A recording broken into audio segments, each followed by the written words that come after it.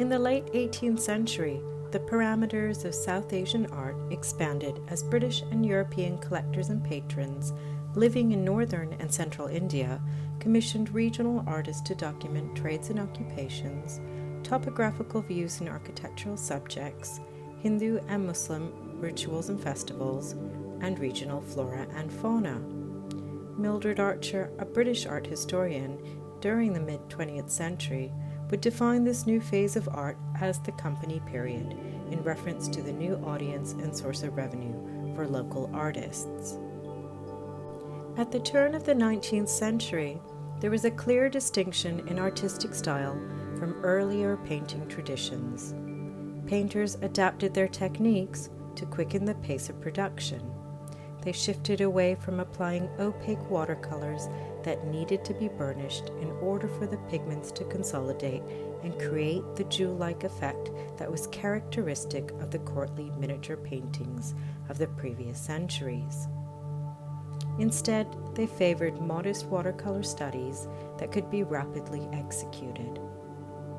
A high percentage of company paintings were painted on water-marked Whatman papers supplied from England. For architectural drawings, artists adopted a draftsman-like style that was inspired by British engineering studies. Natural history drawings would emerge as one of the most prolific genres among company artists, and this was a direct consequence of the interest of British and Scottish surgeons, as well as natural history enthusiasts in documenting the local flora and fauna. While the concept of documenting natural history subjects within the South Asian painting tradition is by no means unique, from the late 18th century there was renewed interest in the subject, and artists including Shaikh Zain, Bhawani and Haludar were clearly some of the most skilled artists in illustrating a true likeness of the specimens they encountered. Bhawani Das's painting of a fruit bat with outstretched wings and Shaikh Zain illustration of a rather sweet and engaging pangolin have become iconic works and are particularly well known. Their works were commissioned by Lady Mary Impey, wife of the Chief Justice of the Calcutta Supreme Court, who arranged for paintings of birds and animals that were kept in her private menagerie in her Calcutta home. Haludar, a relatively unknown Bengali artist, was just as accomplished. Only recently, his paintings of freshwater fishes of eastern India, birds, reptiles, and mammals have been researched in detail. Haludar was employed by a Scottish surgeon, Dr Francis Buchanan Hamilton, from the late 18th century through the early 19th century. The surgeon was one of several botanist surgeons who led a movement to document the natural history of the Indian subcontinent. The East India Company, initially established as the British Trading Company and eventually a major governing body over parts of the subcontinent, recognized the need for this scientific research. Its practice was therefore adopted as official policy and resulted in the collection of rare species of flora and fauna and accompanying scientific illustrations. Sets of the drawings remained in archives in India, while duplicates were sent to the East India Company's library in London. As a result of this initiative, natural history drawings would emerge as one of the most prolific genres within the South Asian painting tradition. When Buchanan Hamilton was stationed at the company's factory in southeast Bangladesh as a surgeon in 1795, Haludar assisted him to document freshwater fishes in the Meghna River and surrounding branches. Within a 3-year period, Haludar painted around 300 illustrations of fishes as Buchanan Hamilton took copious field notes. Haludar accurately depicted each fish with meticulous precision.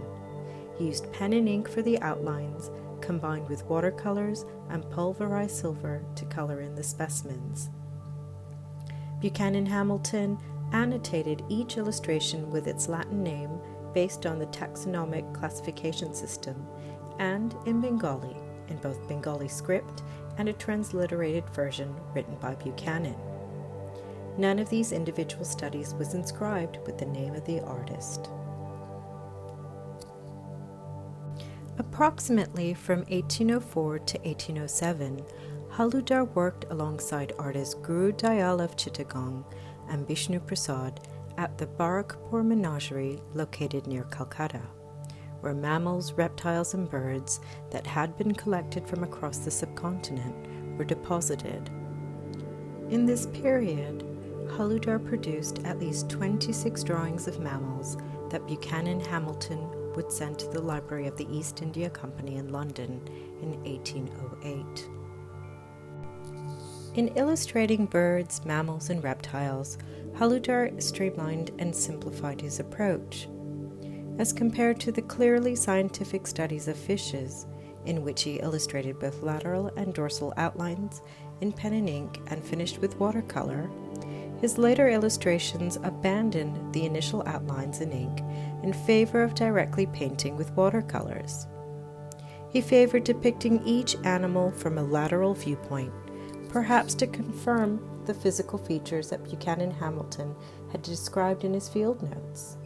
The remainder of the page was left blank. While the picture plane was decluttered, the illustration itself was picture perfect. With meticulous precision, Haludar documented each scale, feather, or tuft of an animal's fur. For a study of a sloth bear, along the outline of the animal's body, Haludar painted each strand of coarse hair radiating outwards, as if static electricity forced the hairs to fan out. As a result, the presentation of the sloth bear almost seems lifelike and three-dimensional with its thick, fuzzy coat. Haludar's illustration of a mullet gibbon is captivating. He illustrated a single gibbon in 3 views: front, back, and profile. On close inspection, it is clear that Haludar only relied on watercolors and a fine brush to paint layers of fine fur to give the semblance of volume. He used a combination of cross-hatching on the arms and clear partings to show where the roots of the hairs began, including on the back of the head and under the arms. In illustrating the animal seated with one arm elongated in profile, he could demonstrate the sheer length of the arm in proportion to the body. For this illustration, Buchanan only inscribed the artist's name. With thousands of natural history drawings illustrated by Haludar and his contemporaries during the first part of the 19th century in India, we can only begin to understand the range of wildlife that thrived in the region more than 200 years ago. Amongst these illustrations, we find species that are now extinct, as well as species that were for the first time illustrated in precision. In fact, Haludar's drawings of toothless fishes or cyprinids that Buchanan Hamilton reproduced in his publication Fishes of the Ganges in 1822 led to modern-day ichthyologists or fish scientists in 2013 to rename a genus of fish to Haludaria in recognition of his technical drawings of the subject.